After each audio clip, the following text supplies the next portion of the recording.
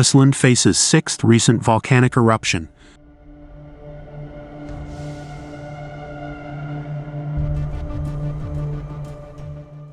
A volcano erupted Thursday in southwestern Iceland, the sixth eruption since late last year, Icelandic officials said, as a nearby town which has largely remained empty since earlier eruptions and a world-renowned geothermal spa were evacuated once again.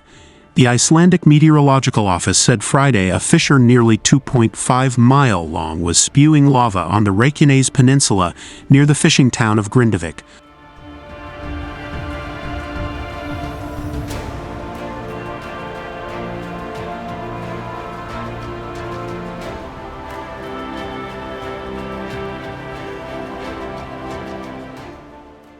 Lava flow has decreased somewhat since peaking on Thursday, and seismic activity has decreased rapidly since a second fissure opened, according to the agency, adding gas pollution is headed toward the Icelandic capital of Reykjavik.